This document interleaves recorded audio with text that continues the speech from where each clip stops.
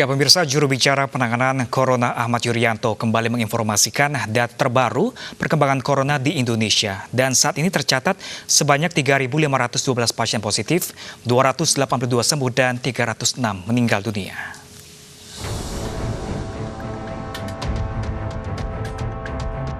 Juru bicara pemerintah untuk penanganan Corona Ahmad Yuryanto kembali menginformasikan data terbaru perkembangan Corona di Indonesia.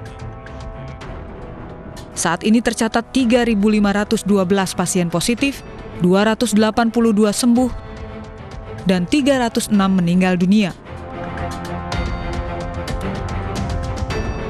Pemerintah telah memutuskan untuk memilih kebijakan pembatasan sosial (PSBB) untuk menangani penyebaran virus corona. DKI Jakarta sudah menerapkan PSBB mulai kemarin. Hakikat dari kegiatan pembatasan sosial berskala besar sebenarnya adalah untuk menegaskan kembali tentang pembatasan aktivitas sosial orang per orang yang sangat memungkinkan terjadinya penularan kasus ini dari seseorang yang positif COVID-19 kepada orang lain yang sangat rentan. Oleh karena itu, mari kita patuhi bersama tentang ketentuan physical distancing.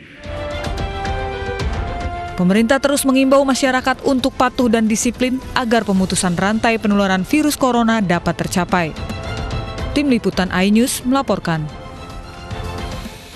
Ya, pemirsa, benarkah berolahraga justru mempercepat penyebaran virus kemana-mana di sekitar Anda? Nah, di saat pandemi Corona saat ini, bagi Anda yang ingin selalu berolahraga disarankan melakukannya di dalam rumah saja.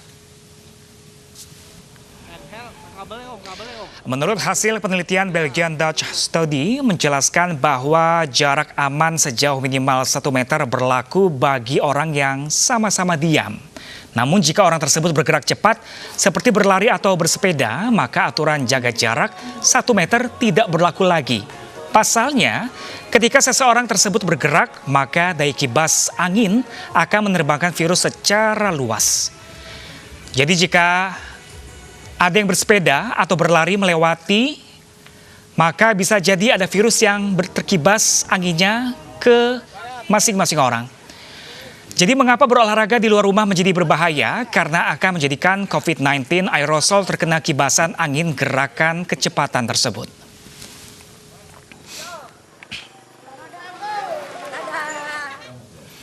Dan pemirsa, untuk mengetahui kebenaran bahwa olahraga outdoor seperti bersepeda atau lari lebih rawan terhadap terpapar virus corona, sudah bersama kami Direktur Lembaga Biologi Molekuler Eijkman, Profesor Amin Subandrio.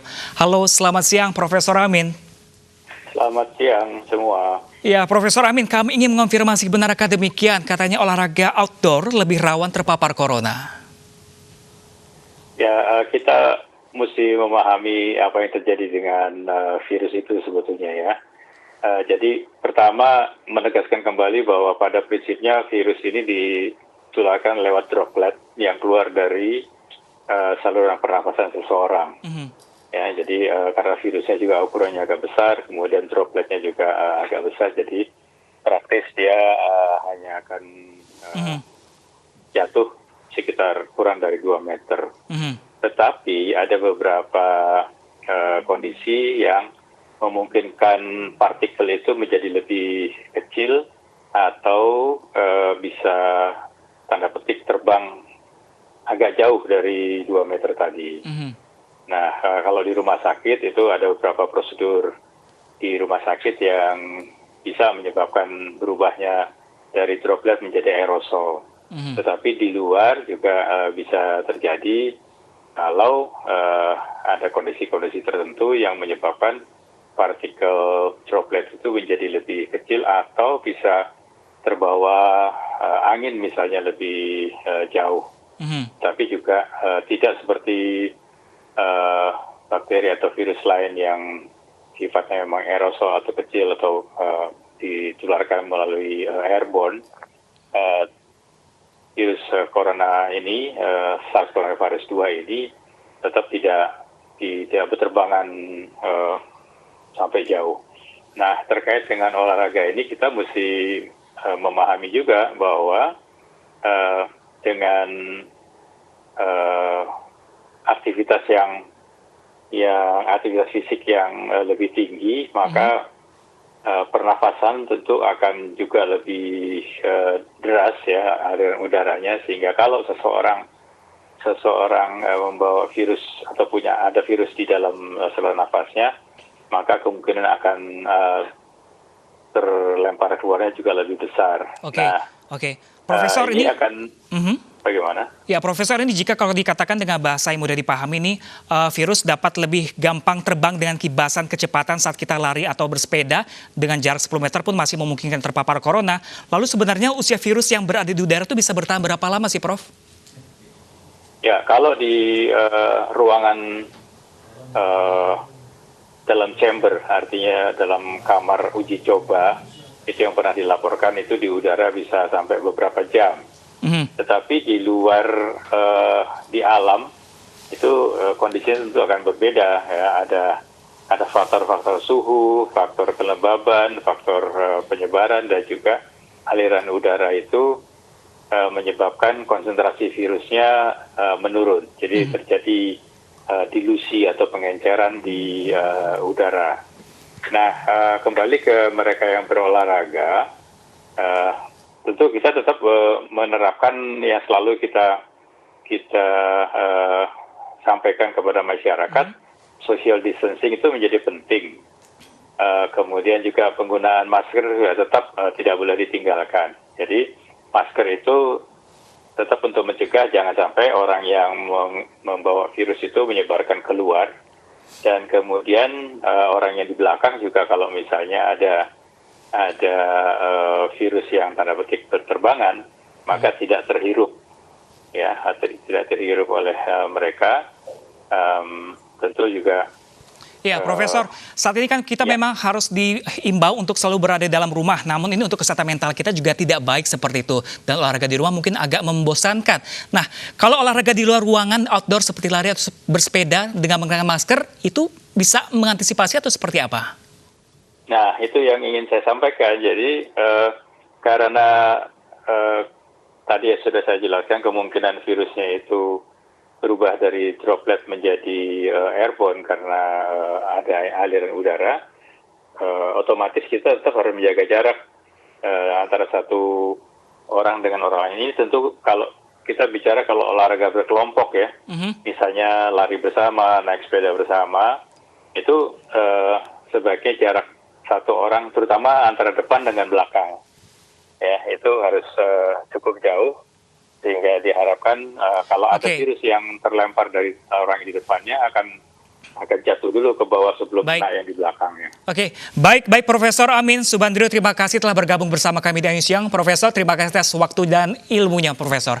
Ya pemirsa, kita ke informasi selanjutnya. Pemirsa, imbas dari pandemi corona, Kementerian Perindustrian mencatat lebih dari 20.000 pekerja dari industri kecil menengah terkena pemutusan hubungan kerja atau PHK. Pengamat ekonomi pun memprediksi pertumbuhan ekonomi Indonesia akan berada di angka minus 2% tahun ini dan bisa dikategorikan sebagai resesi.